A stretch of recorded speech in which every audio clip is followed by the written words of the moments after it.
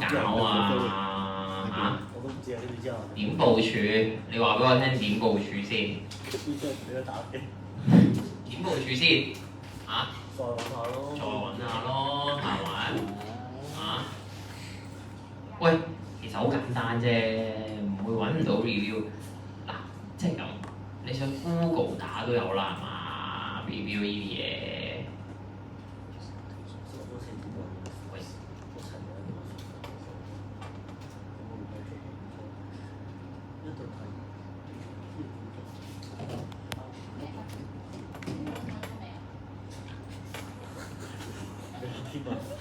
嗱，你想揾咩主題人口老化係嘛？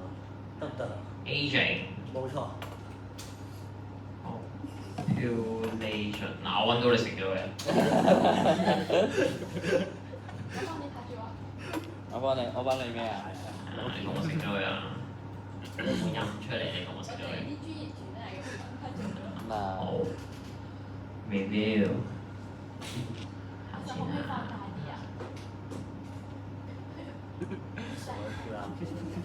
阿 Sir 話：你哋唔好咁急，冷靜啲。唔會㗎。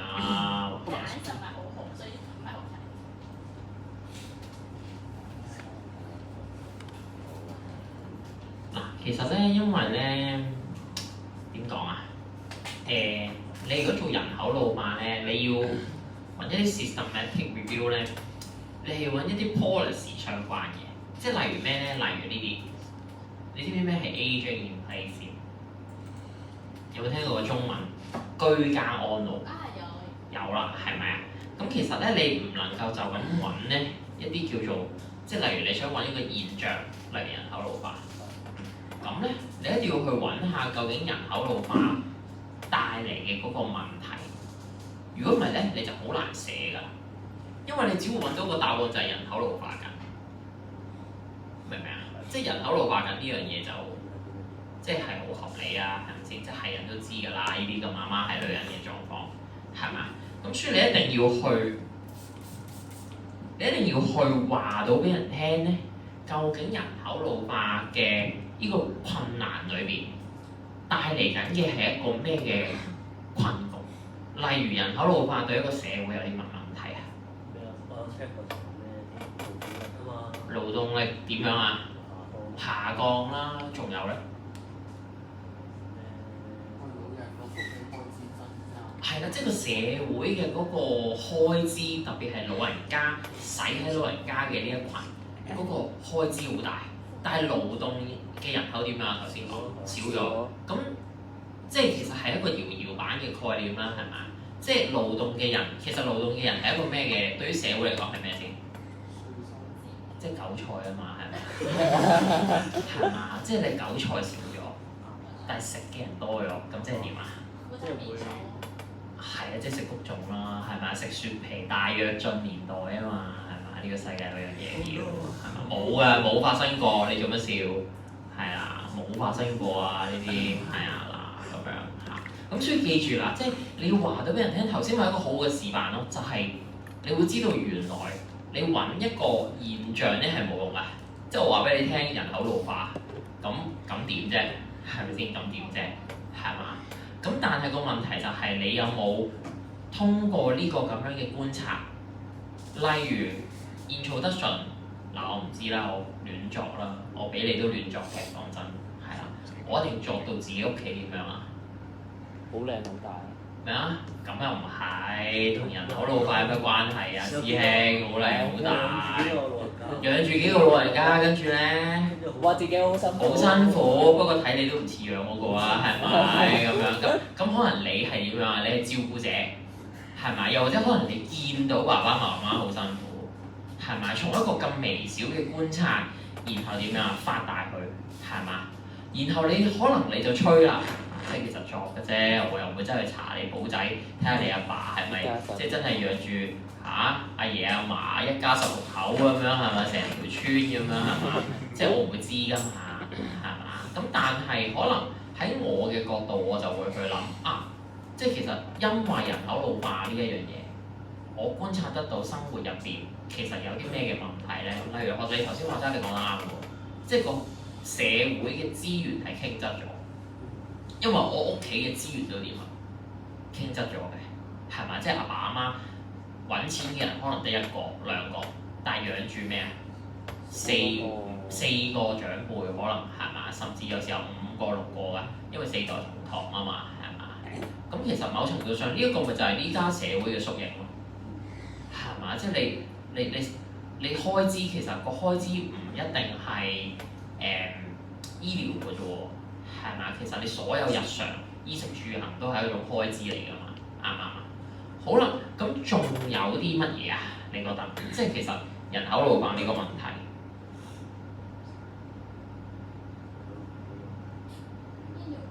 我哋唔好諗咁負面先啦。人口老化呢個問題其實都有啲有啲機會嘅，有啲機會。咩話？係非常好，銀齡市場啊嘛，係嘛？銀齡市場其實講咩啫？即係其實佢哋都有好多啲發展嘅空間，即係佢哋都會玩啊，佢哋都會消費啊，明。好啦，咁其實同嗱聽住喎，你講得非常好啊！銀齡市場就係講嚟緊社會社會嘅人越嚟越老啦。咁簡單啲講，即係個荷包啲錢就點啊？往嗰邊走係咪啊？咁你從一個生意嘅人出發，你從一個做生意嘅人出發，你會點諗？你明知道你未來最大嘅客群可能就係一班老人家，其實同居家安老有咩概念？嗱，居家安老講咩先？喺屋企養老，唔好俾啲養老院嗰度。係第一，即係喺屋企盡可能喺屋企養老，係咪啊？即係盡可能喺屋企照顧到自己嘅起居飲食，唔好因為一啲身體機能嘅改變而導致到咧咁早就已經點啊送入老人院，係嘛？好啦，咁其實呢一樣嘢同銀齡經濟，如果你係一個生意人，有咩嘅關聯啊？嗱，你嘅客人未來最大嗰班就係老人家，而佢越嚟越喺個社區入邊生活得耐，佢喺屋企生活得耐，對你嚟講有咩益處？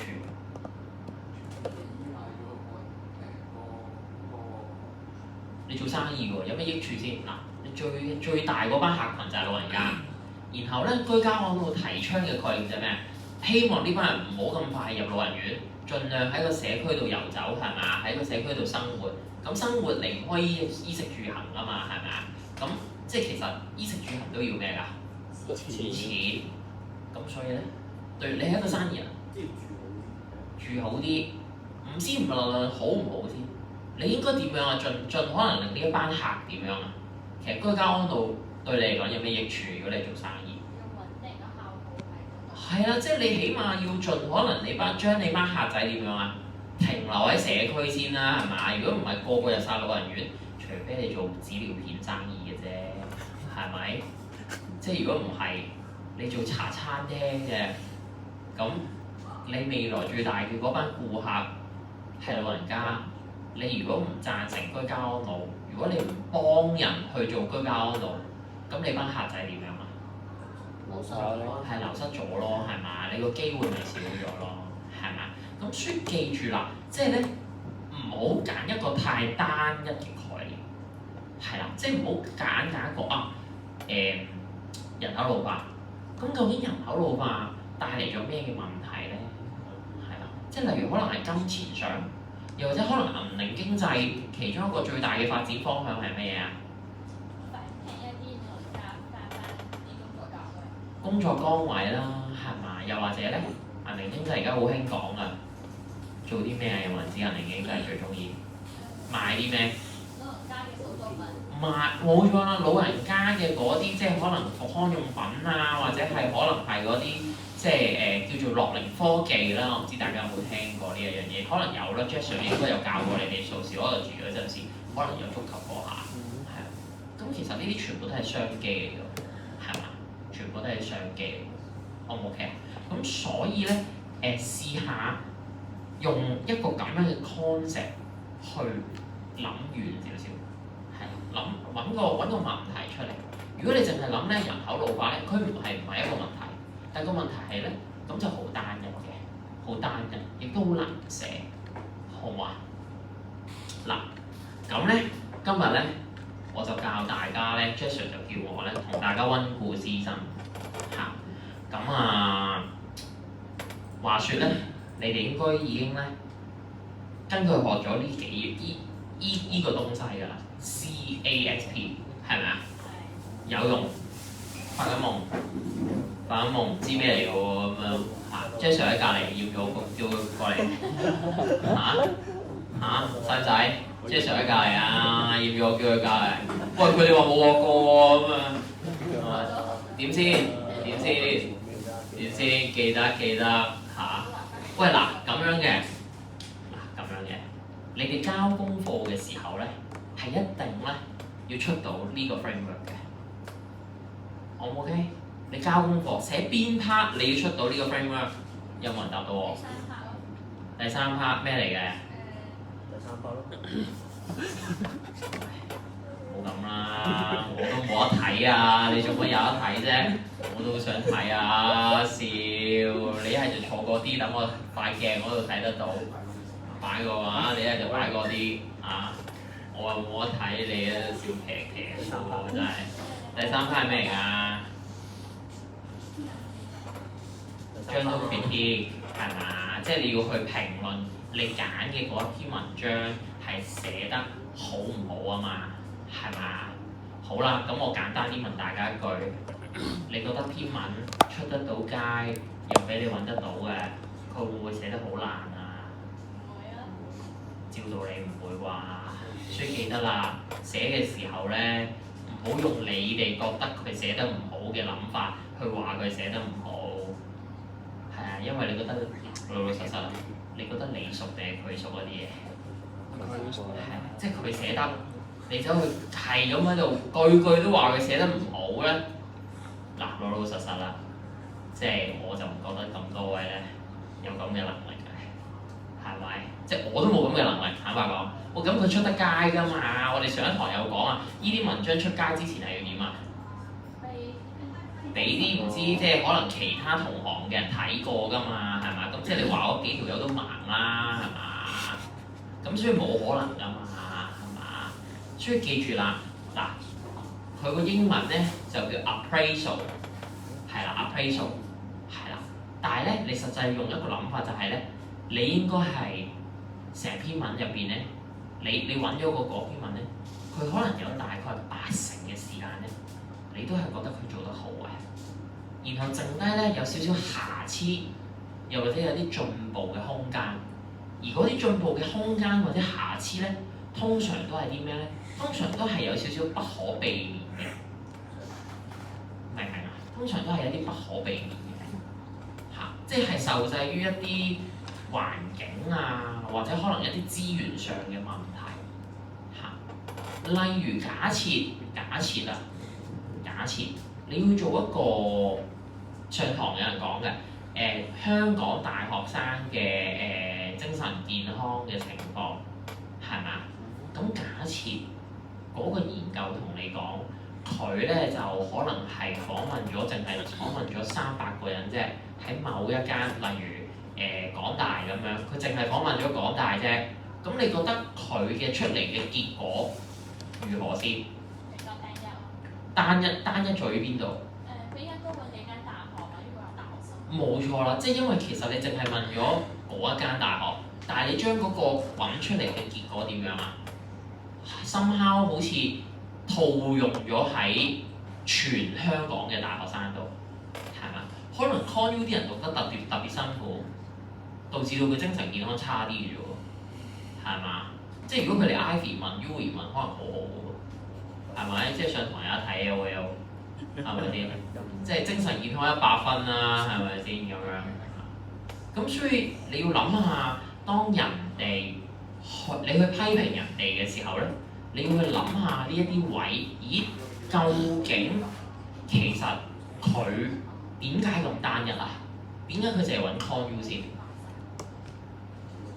有咩可能性先？因為佢讀 Con U。可能嗰個人咪就係 Con U 嘅人咯，係嘛？佢未必可能咁多，即係你 Con U 嘅人，你唔能夠隨便入去例如中大嗰度派問卷㗎嘛，係嘛？因為我哋有樣嘢叫咩啊？即係研究倫理㗎嘛，係嘛？即係你哋一定瞓晒覺嗰啲啊，平時 Jasper 講咧研究倫理啊，係啊。咁我哋要研究倫理㗎嘛，你唔可以攞住份問卷走去唔知邊鬼度派，然後就搜集人哋大學生嘅精神健康嘅意見，係嘛？咁所以其實呢啲係咪佢嘅錯先？都唔算係嘅，但係咪瑕疵先？少少啦，係嘛？咁你聽落又點啊？其實都冇辦法啦，係嘛咁樣？咁但係就係呢啲就係呢啲所謂嘅位咧，去等你記得啦。如果你要嘗試去批評嗰篇文做得唔好咧，嗰個部分做得唔好咧，你一定要好 make sure 知道你批評緊佢嘅嗰一樣嘢咧係啱嘅。例如我見過最錯嘅示範係乜嘢咧？就係有啲學生咧好中意咧批評人哋咧嗰個研究嘅數目或者個對象好少。例如佢想睇某一種治療，即係佢想去評價下一篇文章，而嗰篇文章咧係關於某一種治療嘅，對於呢一個嘅抑鬱症假設。然後咧佢見到人哋咧，淨係揾得廿幾條友嚟做呢個嘅實驗啫。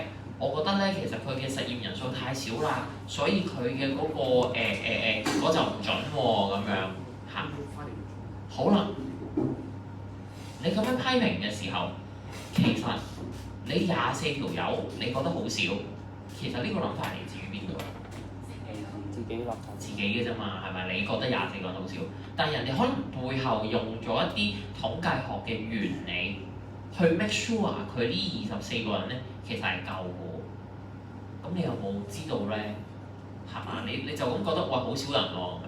又一調翻轉，如果個治療唔係研究抑鬱症嘅個對象，佢本身係研究一啲好稀有嘅遺傳病嘅，你然後話佢24個人喎，好少喎嗰個研究參加嘅對象，咁其實係咩事啊？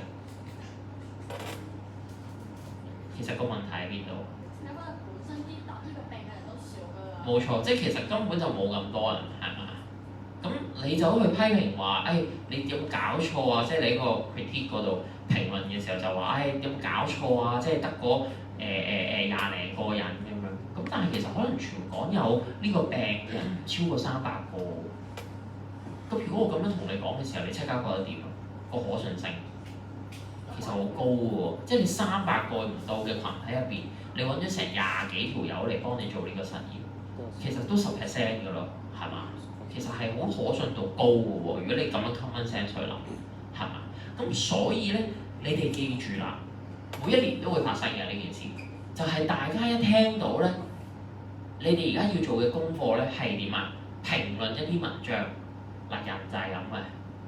一聽到評論咧，就係覺得點啊？一定要點到佢最低。冇錯，係啦，即係我死裏砌嘅，一定要覺得。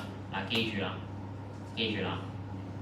依份功課咧，你咧應該係起碼有70%嘅時間咧，歌頌緊呢篇文咧寫得好嘅地方嘅，好唔 OK 啊？即係我唔係叫你做誇誇群，即係唔係瘋狂話咩？哇，好正啊！啲英文用得好靚啊！我啲咧咁樣，你唔好同我寫落去，係啦。即係你應該係要好理性咁分析，例如佢好嚴謹嘅。例如我哋上堂講，我哋例如可能我哋上堂有講到嘅，假設我哋做個 review 嘅時候，我哋要點啊？我哋要決定呢一篇文章睇唔睇，睇完之後用唔用入去個結果度㗎嘛？係咪啊？有冇少少印象啊？我哋會做呢個嘅篩選嘅動作嘅，係咪啊？即係我哋會可能揾咗差唔多60篇文出嚟，然後我哋咧當中咧，我哋會睇下究竟呢60篇入邊咧，喺我哋今次嘅 review 入邊咧，邊一啲文章係啱用嘅，我哋會做個篩選嘅，係咪啊？咁喺咁樣嘅情況下，你覺得你其實可以 comment 啲咩？例如你可以 comment 下佢篩選嘅準則，會唔會啊？你會唔會可以 comment 下其實點解佢選擇咁樣揀咧？佢咁樣揀嘅時候又有咩好咧？又或者佢咁樣揀嘅時候，又會有機會點啊？將一啲潛在可能嘅結果或者潛在嘅文章點樣啊？可能篩走咗都未定嘅喎，係嘛？咁所以咧，記住啦，嗱，第一樣嘢，你哋咧係時候咧，嗱，今日都差唔多好似 week 6定唔知7㗎啦，你哋揀好篇文未啊？揀好未㗎？揀好㗎啦。OK， 好啦，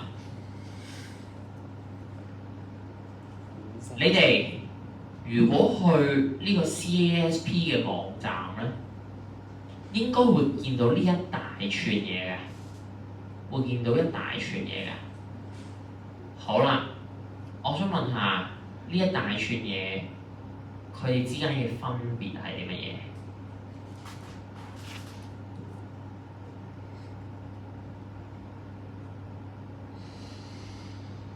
佢之間嘅分別係啲乜嘢？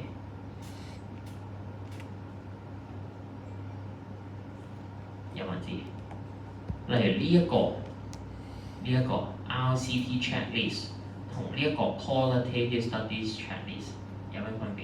一個係隨機，一個係系統性評估。OK， 好嗱，記住啦，你首先第一步咧，你一定要做啱嘅，就係咧，你要決定好你揾嗰篇文咧係一篇咩文，係一篇咩文。如果佢係一篇 RCT， 我哋上堂講 RCT 即係咩啊？做嗰啲實驗係咪？有實驗組有對照組嘅，咁你應該用邊一個 checklist 啊？用 RCT 嘅 checklist 係嘛？係用 RCT 嘅 checklist 係嘛？如果你係做一啲質量嘅研究，我上次再上堂講嘅一啲 qualitative studies 嘅話，你係用邊張 checklist 啊？咪用 qualitative study checklist 咯。所以都係嗰句，記唔記得文章標題冒號之後會寫乜嘢？通常俾翻晒我未？文章標題2點冒號之後會寫啲乜嘢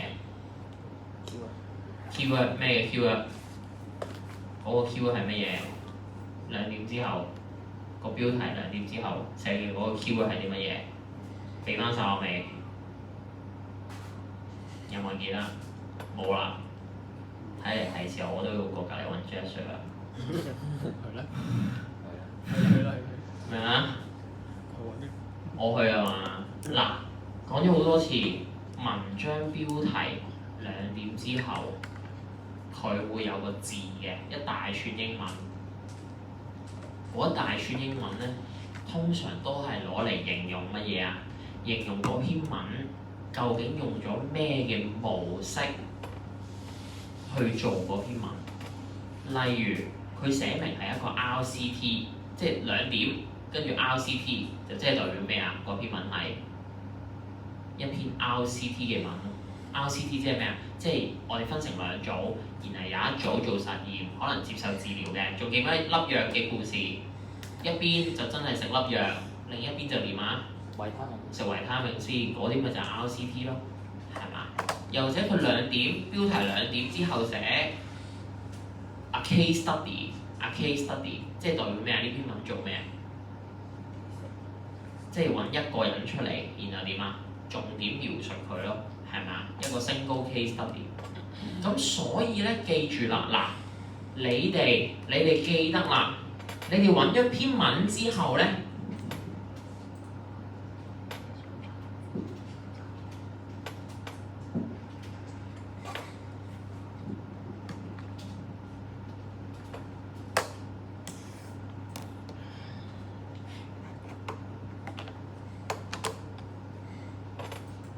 例如見唔見到呢個標題有咩特別？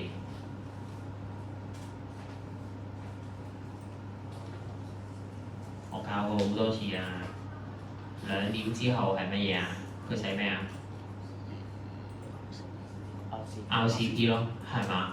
咁所以咧，你喺呢個 CASP checklist 嘅時候，你喺呢一個網站你要揾翻邊一個 checklist 啊？喂3個英文字喎， RCT 係嘛？咪揾翻 RCT 咯。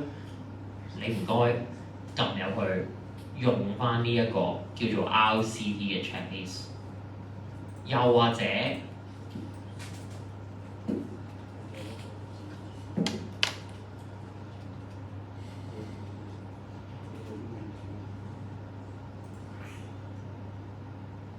好啦，呢、個標題有咩特別？我成日教你哋啊，睇2點之後啦嘛，係嘛？冒號跟住寫咩啊佢？correlational study， 咩叫 correlational study？ 仲記唔記得雪糕？仲記唔記得天氣哦，大熱？雪記唔記得？天氣熱，越嚟越熱，雪糕嘅銷量越嚟越好，一唔一定有因果關係？唔一定，冇錯啦。佢哋可以係一個 correlational 嘅 study， 即係一個關聯性，係啦，但係唔一定係因果，明唔明啊？好啦，咁如果你係揾到篇文，嗱，我唔係要再重複嗰啲嘢，但係我要咧 make sure 你哋咧一開波咧單啱版本先，係啦。所以如果你篇文係有呢個字 a correlational study， 嗱，記住永遠都係睇呢2點之後嗰一串嘢，跟住如果你見到呢個 correlational， 你會揀邊個 correlation study？ 知唔知係屬於乜嘢？可能難啲，我估對你哋嚟講呢條問題今次難咗啲，因為冇得直抄，但係有冇人估到啊 ？Jasper 教過嘅 cross-sectional 係乜嘢？cross-sectional 係乜嘢？有冇人記得？嗱，記住，大部分嘅觀察型嘅研究，咩係觀察型嘅研究？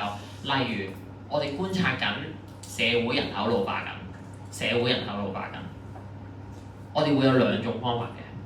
第一種就係假設而家有條時間線，假設呢度有條時間線，我哋咧喺呢度用一刀斬落去，呢一個位斬落去，然後就睇下呢個時間點究竟個人口老化嘅情況係點樣？呢、個叫乜嘢？知唔知？嗯？就係頭先 cross-sectional study 啦，就係一個橫切面嘅 study， 係咪？即係你一條你假設呢度係一條時間線，你喺呢個時間點一刀切落去，你就捉住呢個時間點，派好多問卷俾老人家睇下人口老化嘅情況。通常呢個係第一種觀察型嘅研究。好啦，第二種你想睇下人口老化嘅狀況，你覺得除咗呢一下一刀切呢個時間線之外，你仲可以做啲咩去觀察下個社會係咪真係人口老化緊？整容點知個人整容完之後點啊？通常有啲咩㗎啲相 ？before after 啊嘛，係嘛？咁你點知一個社會人口有冇老化到啊？ before after 冇錯，你呢度有一條時間線，都係有條時間線。你點啊？今次就唔係切一刀啦，你切咩啊？切2刀，一條叫 before， 一條叫 after。可能你嗰一刀切喺2020年，另一刀切喺2025年，跟住點啊？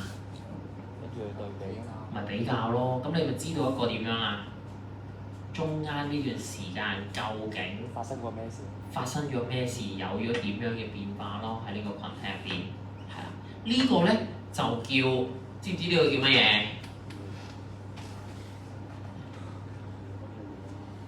知唔知呢個叫乜嘢？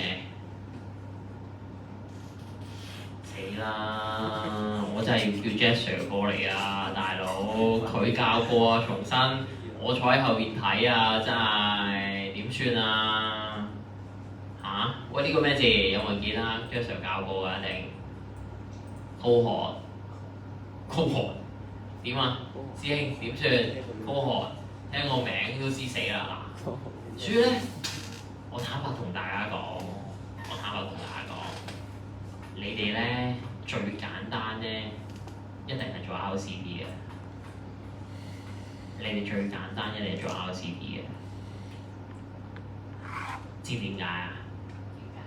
因為揾個字就得㗎嘛。咩啊？只要後面點？冇錯啦，因為你一定會錯先，因為有字俾你抄，係啦，因為有字俾你抄。同埋咧，你諗下，如果你係做一啲觀察型嘅研究，嗱，你做完你評論完篇文啊，我哋上堂講你評論完篇文之後，你要做乜嘢話？下一步你要揾咩啊？你要揾一篇 review 去做對比啊嘛，係咪啊？你覺得容唔容易揾啊？如果你做一個觀察型嘅研究，定係做一個 RCT， 即係做一個實驗嘅研究容易揾啊？係一定係嘅，知唔知點解？唔係因為確實啲，因為個個都會有機會做。因為冇錯啦 exactly 就係因為做嘅人多咯，做嘅人多，因為佢點解多人做啊？知唔知？如果你係嗱 research 要咩㗎？做 research 做研究咩啊？資料咯，有搜集資料太年輕啦，所以話你有數據咯，有數據喎，太年輕啦！你知唔知做研究最緊要乜嘢？有錢，冇錯啦，係啦。咁你係有揸住荷包嗰個，你會想俾研究嘅人去做一啲例如係某種治療成效高唔高嘅研究啊？定係你會中意俾嗰啲人做一個咁樣群體觀察嘅研究啊？如果你係揸鎖匙嘅人，梗係去睇下究竟邊啲治療有用啦？點解啊？治療可以點啊？賣錢啊嘛，幫你係嘛？所以做嘅人一定係多㗎 ，RCT 做嘅人一定係多㗎。同埋嗱，我唔係話你做 cross-sectional 做得，或者你做一啲咩 longitudinal 或者 cohort 嘅 study 唔做得，但係咧你要記住，你做完呢篇文之後咧，你係要點啊？再講多次，你係要揾篇 systematic review 去做 comparison 㗎嘛，係嘛？咁所以我上一堂教你點啊？好唔好揾咗篇文出嚟先啊？好，你揾咗篇 systematic review 出嚟先 ，O 唔 OK？點解要咁啊？上一堂講咗3個鐘，你就睇咗2個半鐘，啊？咩環境？報告。2比1，危險啦！唉，真係早啲落堂啊，翻去復馬桑咁啊！真係點搞啊？冇事嘅，冇事嘅。質疑。嗱，再講多次啦，一定要揾咗篇 review 先。係啊，一定要揾咗篇 review 先，你先至會知個答案，唔好喊住啦！揾人俾咗紙巾佢，係啊，唔好喊住，係啊，我驚你對住嗰2500字到時候喊啊！嗱，唔好打俾我啊，即係唔好話咩做唔切啊嗰啲嘢啊，係啊，嗱，記住嗱，今日咧我哋會講下咧點樣用呢張 Casper checklist 嘅，但係咧記得一樣嘢。你要好 make sure 好清楚知道究竟自己揾嗰篇文係用邊一張 checklist， 明唔明白？如果佢係一個 case study， 你就用翻 case study 嘅 checklist； 如果佢係一個 cross-sectional 嘅 study， 你就用翻一張 cross-sectional 嘅 study 嘅 checklist； 如果佢係一篇 qualitative studies，你就要用翻一篇 qualitative study 嘅 checklist， 明唔明白？你一定要揀啱 ，OK？ 如果唔係咧，你轉個頭咧，你做完一大輪咧，原來你用錯 checklist 咧，咁就重新做過㗎啦，有機會。係啦，咁所以唔該你做呢個動作之前，俾我睇一睇。明唔明啊？係啊，俾我睇一睇先，係你唔好自己亂嚟，係啦，你俾我睇一睇你究竟揀咗邊篇文，我去話俾你聽，你揀嘅嗰張 checklist 同你揀嘅嗰篇文係唔係啱嘅？O 唔 OK 啊？如果唔係咧，你到時候咧，你揾咗篇 RCT， 然後結果你用咗呢個 qualitative study 嘅 checklist 做咧，咁你就錯晒㗎啦個前幾篇。係啊，你到時候我真係都唔知點幫你，我坦白講，好嘛？最慘係乜嘢咧？就係、如果你假設你攞一份 RCT 嘅文，去用呢個 qualitative studies 嘅 checklist 咧，如果你用 qualitative study checklist 去批評你 RCT 嗰篇文咧，你會發現佢寫得好唔好啊？一定唔好㗎，係咪？假設 RCT 係條魚嚟嘅嚇，你就揾一篇可能唔知係形容呢個嘅你呢個 qualitative study checklist 咧，就可能係攞嚟俾你去睇下究竟佢跑得快唔快嘅，爬樹叻唔叻嘅。咁好自然你係咁就話條魚係多餘嘅，係咪？咁所以記住啦，你 make sure 你揾嘅嗰一份文咧係同呢一個嘅 checklist 係 align 嘅，好冇？咁所以你做之前唔該 crystal clear， 知道自己係用緊啱嘅 checklist，OK？ 用緊啱嘅 checklist，O 唔 OK 啊？嚇！嗱喺度咧，同你哋分享一樣嘢先。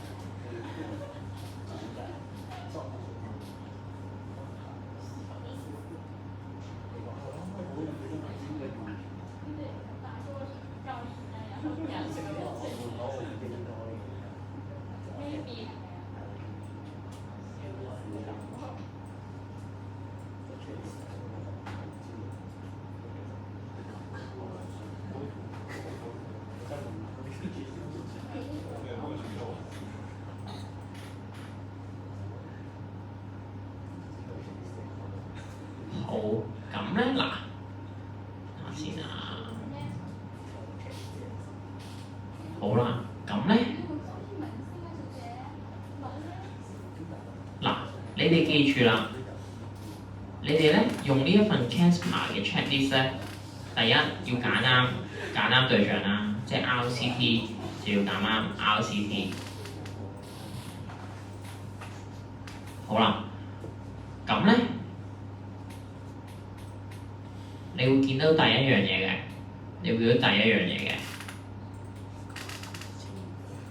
，research question。好啦，嗱，記住咧，一份 RC， 如果呢一份 critique 咧係寫得好的話咧，你應該係要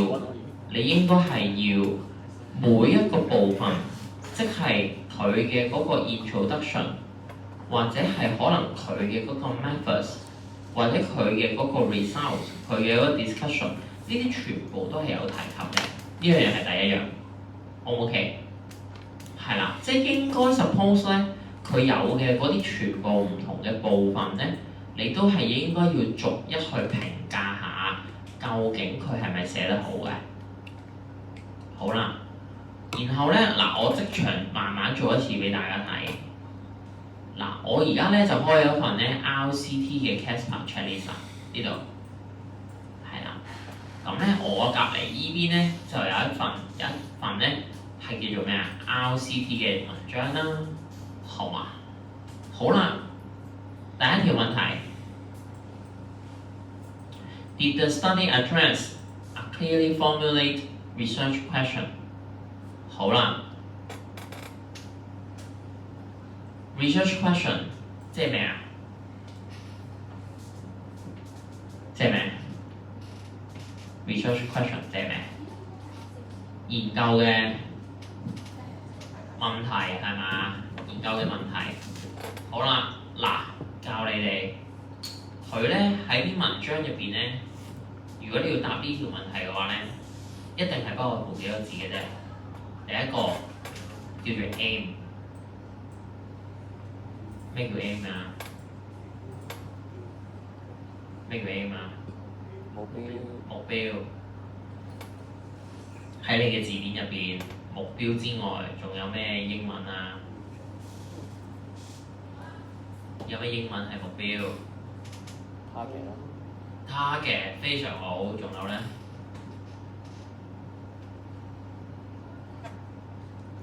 可能深啲，呢、個大家未必常用 objective， 係啦。咁但係咧，離唔開呢啲字眼嘅，離唔開呢啲字眼嘅，係啦。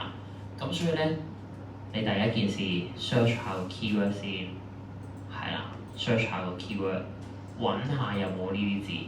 通常咧，你一揾就揾到，其實都唔使嘅，因為咧，通常呢一部分咧，即係嗰個 research question 咧，佢哋通常個手勢係擺喺乜嘢咧？一定擺喺 introduction 最尾嘅嗰個位嘅，又或者係個 method 嘅開頭嘅，係啦。一係就擺喺 introduction 最尾，一係就擺喺呢一個嘅 method 嘅開頭嘅。嗱，你可以攞你自己而家揾咗嗰篇文出嚟試下，睇下係唔係，係啦，睇下係唔係。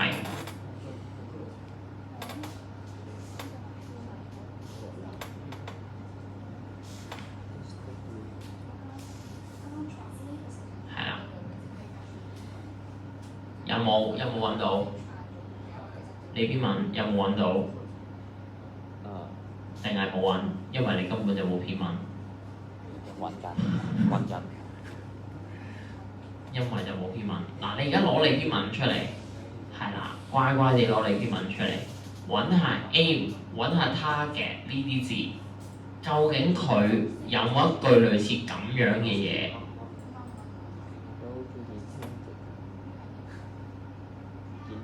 係啦，有冇 intended 咁樣嘅物體算唔算係 ？intent 算 ？OK。intent 算非常好，又揾咗個新字，係啦。OK， 嗱，記住其實咧有得真係有巧妙㗎，真係嘅，係啊。嗱，好啦，我用翻我依家呢篇嚟做一個例子，佢呢度總共有幾多條 research question？ 3條。咩啊？係嘛？1、2、3，仲有冇？有冇人有其他答案？都話少計埋。都係3。1、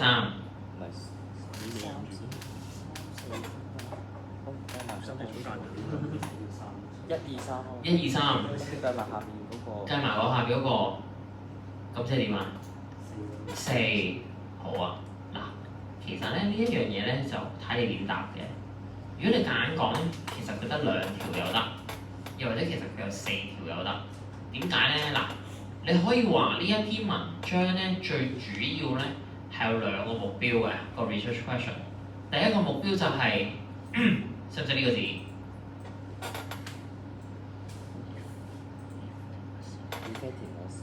effectiveness 點解？效有冇效啦？係嘛？有冇效？係嘛 ？effectiveness 解即係有冇效？係嘛？好啦，第二 accept 嗱，你唔好見呢個英文字好長，唔好理後邊拆開嚟讀。accept 點解？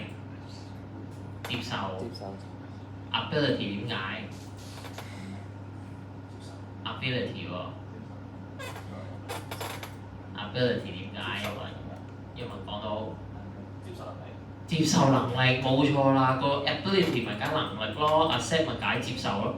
好啦，咁所以其實係有兩個目標㗎呢篇文。第一個目標係乜嘢？就係、嗰個效率，係咪？個 effectiveness。第二個目標就係究竟嗰個接受嘅能力或者接受嘅程度有幾高。嗱，你唔好理佢呢嚿呢楷嘢係咩嚟先，係啦，呢楷嘢好明顯就係一個治療嚟嘅，係啦，呢楷嘢好明顯就係一個治療嚟嘅。嗱，至於點解頭先有人答咗3個咧，係因為其實你見到呢個有咩字啊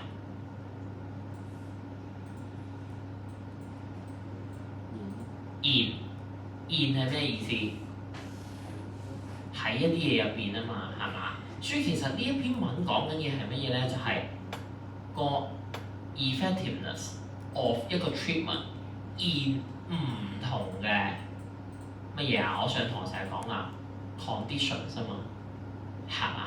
唔同嘅 conditions，O 唔 OK 啊？嚇！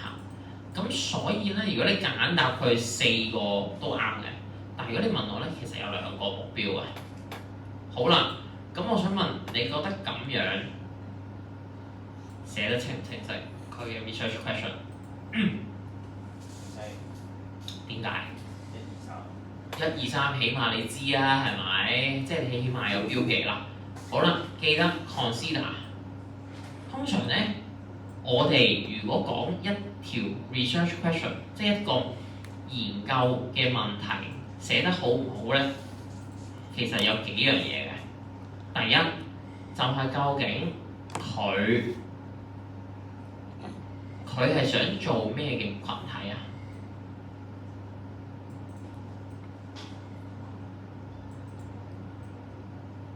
？with 乜乜乜，佢呢篇文其實做嘅群體係乜嘢 ？mental health。好啦，然後佢個 research question。係咩啊？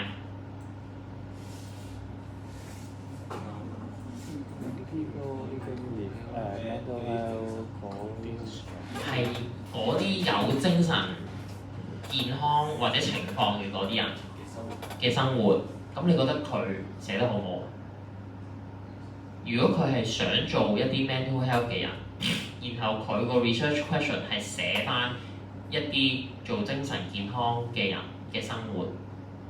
一唔一致？一致。咁你覺得寫得好唔好？好，梗係好啦。嗱，所以我再講多次啦。第一大忌做呢篇文咧，你哋好中意㗎，信我啦。一聽到 critique， 一聽到 appraisal， 就以為係批評、批判。你哋係咪有咁有批判能力先？問下自己。睇怕都唔係啦，係咪？咁所以唔該理性思考，佢出得街呢篇文呢唔會太差嘅 ，O 唔 OK 啊？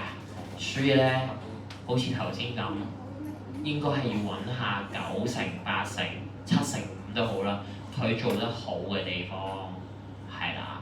你唔會揾到佢咁多做得唔好嘅地方，年咧好多咧學生都跌入咗個陷阱，就係咧心諗死啦！我點樣寫1000幾字關於呢篇文咧寫得唔好嘅位咧咁樣嚇？大佬啊，人哋出得街㗎，如果寫得你可以你嘅咁嘅程度都可以寫1002字，覺得佢寫得唔好嘅，老實講佢都唔會俾稿費佢啦，啱唔啱啊？合理啊，係咪？咁所以記住啦，諗